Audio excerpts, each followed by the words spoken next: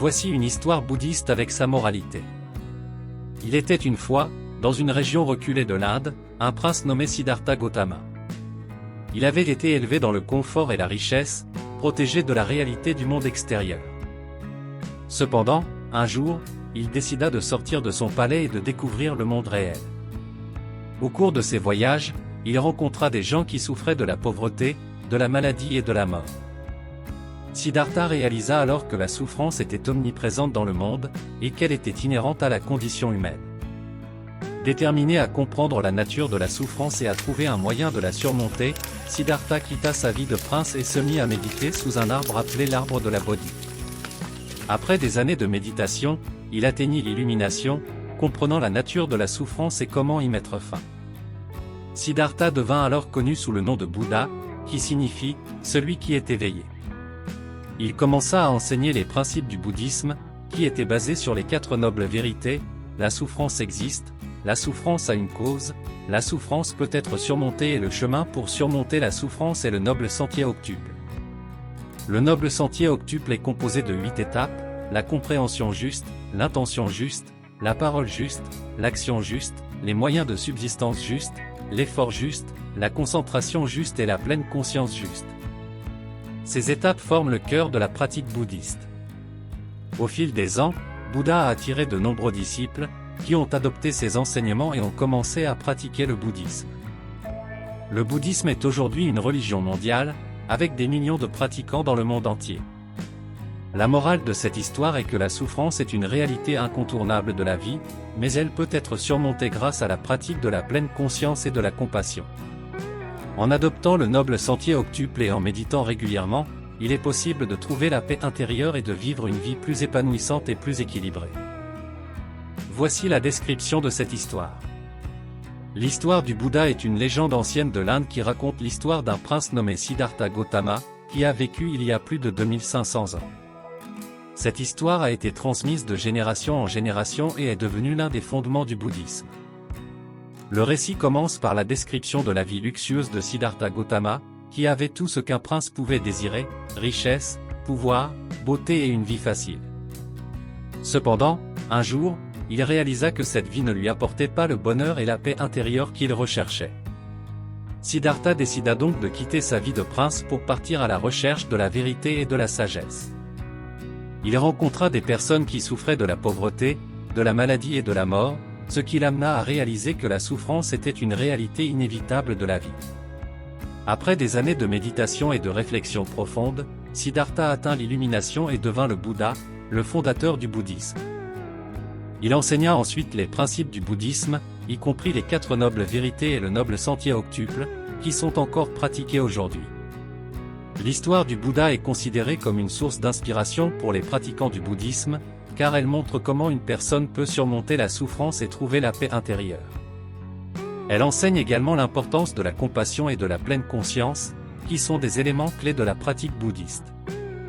En fin de compte, cette histoire est une leçon de vie intemporelle qui encourage les gens à trouver la paix intérieure en cherchant la vérité et en pratiquant la compassion, quelle que soit leur religion ou leur croyance. La souffrance est une réalité incontournable de la vie, mais elle peut être surmontée grâce à la pratique de la pleine conscience et de la compassion. La souffrance est une réalité inévitable de la vie, car nous sommes confrontés à des situations difficiles, à des pertes et à des changements constants. Cependant, cela ne signifie pas que nous devons accepter la souffrance comme une condition permanente et inévitable. Le bouddhisme enseigne que la souffrance a une cause, qui est notre attachement aux choses, aux personnes et aux situations de notre vie. Nous sommes attachés à ces choses car nous avons des désirs et des attentes, et lorsque ces désirs ne sont pas satisfaits, nous souffrons. Cependant, la pratique de la pleine conscience et de la compassion peut nous aider à surmonter la souffrance. La pleine conscience est la capacité de rester présent et conscient de l'instant présent, sans être pris dans nos pensées, nos émotions et nos attachements. En pratiquant la pleine conscience, nous pouvons apprendre à observer nos pensées et nos émotions sans être submergés par elles, ce qui peut réduire la souffrance. La compassion, quant à elle, est la capacité de se mettre à la place des autres et de ressentir leur souffrance. En pratiquant la compassion, nous pouvons apprendre à être plus bienveillants envers nous-mêmes et les autres, ce qui peut également réduire la souffrance. En somme, la pratique de la pleine conscience et de la compassion peut nous aider à réduire la souffrance que nous ressentons dans notre vie. Bien que la souffrance soit une réalité inévitable, nous avons le pouvoir de la surmonter grâce à ces pratiques. La pleine conscience peut être comparée à la pratique de regarder un coucher de soleil. Lorsque nous regardons un coucher de soleil, nous sommes pleinement présents dans l'instant, absorbés par la beauté et la tranquillité du moment. Nous ne sommes pas distraits par nos pensées ou nos préoccupations, mais simplement en train d'observer le spectacle devant nous.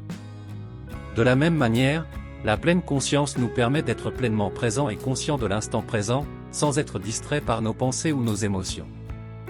La compassion peut être comparée à la pratique de tenir la main d'un ami qui souffre. Lorsque nous tenons la main d'un ami qui souffre, nous ne pouvons pas nécessairement résoudre tous ses problèmes, mais nous pouvons être là pour lui et lui offrir notre soutien et notre réconfort.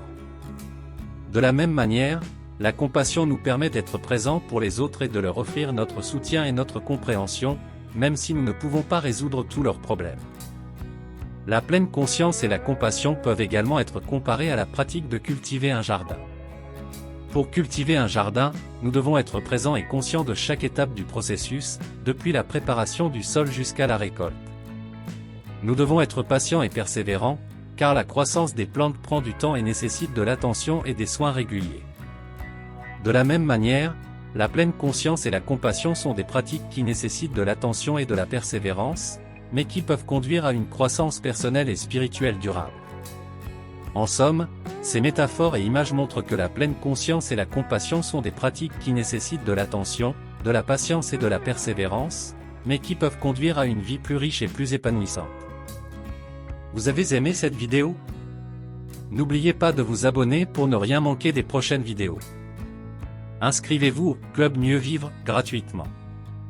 Pour télécharger les MP3, podcasts, pour les écouter dans votre voiture ou à la maison, des livres, des fiches, etc. Le lien se trouve sous cette vidéo et dans sa description. Merci. À bientôt.